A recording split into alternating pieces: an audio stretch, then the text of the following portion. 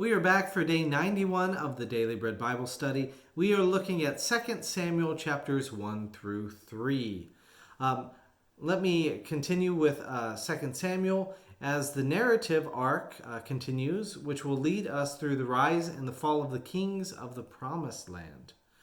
So just a reminder, too, that the stories are combined to form a narrative arc. This includes 1 Samuel, 2 Samuel, 1 Kings, and 2 Kings. 1 Samuel was about the rise of God's king, David.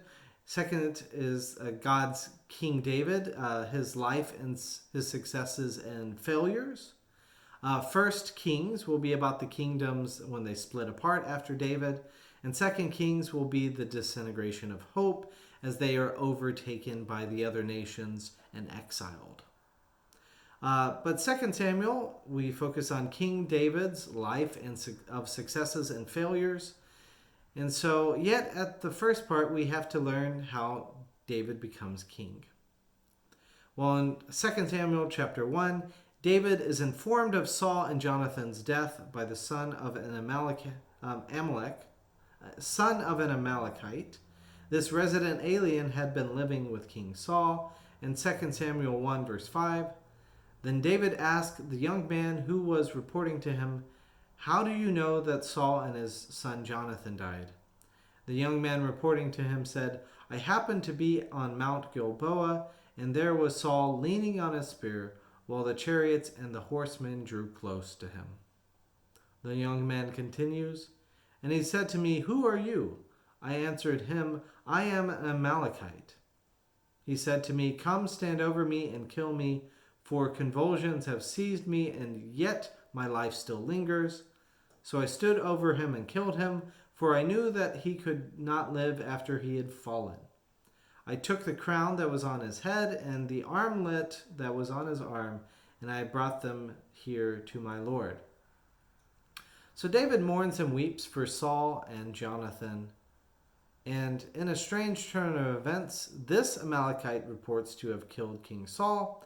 This differs from the account in 1 Samuel 31, where Saul successfully commits suicide, as it says in 1 Samuel 31, verse 4. So Saul took his own sword and fell upon it. And when his armor-bearer saw that Saul was dead, he also fell upon his sword and died with him. So in this account, the Amalekite kills Saul. Things come full circle, though, as Saul was originally punished for sins concerning the Amalekites. "Because you did not obey the voice of the Lord and did not carry out his fierce wrath against Amalek, therefore the Lord has done this thing today to you," in 1 Samuel 28, verse 18. So the Amalekites were a proverbial and literal thorn in Saul's side. Saul's kingship was rejected by God over the Amalekites, and his kingship officially ends by an Amalekite. David will not fall to an Amalekite, though David will make some choices that end up challenging God.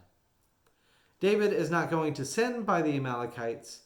He was full of what God wanted Saul to do in 1 Samuel 15, where he says, "Now go and defeat Amalek and utterly destroy all that they have."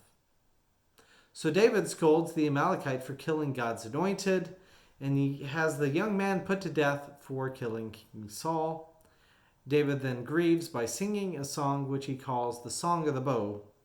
In it, David recounts Saul and Jonathan's death, declaring how the mighty have fallen.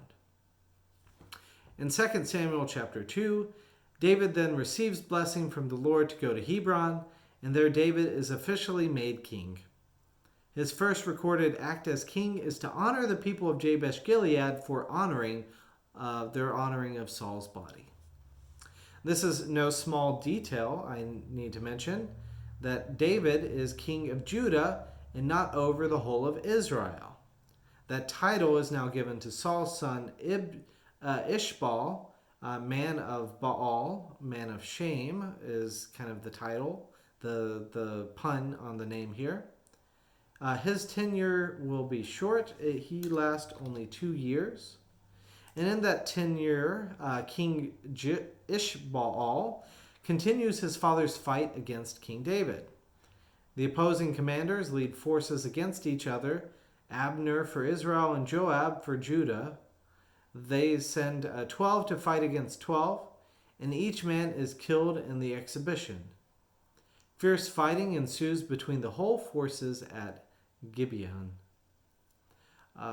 Abner and his forces are being beaten by Joab. Abner seeks to flee, with Joab's brother Asahel catches up, preventing him from running. Abner warns Asahel to let him go, and seeing that Asahel is committed to pursuing him, Abner fights Asahel and pierces him through with his sword, killing Joab's brother.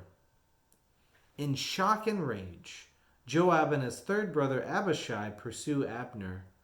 The defeated commander admits his loss and instructs Joab to stop before more of God's chosen people kill each other.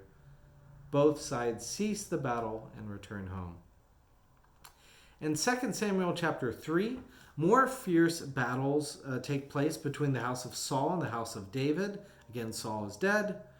David grew stronger and stronger, while the house of Saul became weaker and weaker. And during this 7.5 years in Hebron, David has 6 sons. On Ishbaal's side, internal conflict is mentioned, and Ishbaal falsely accuses Abner of sleeping with Saul's concubine, and thus being unfaithful to the cause. Frustrated, Abner lashes back and defects in 2 Samuel 3, verse 9. For just what the Lord has sworn to David, that I will accomplish for him, to transfer the kingdom from the house of Saul and set up the throne of David over Israel and over Judah, from Dan to Beersheba.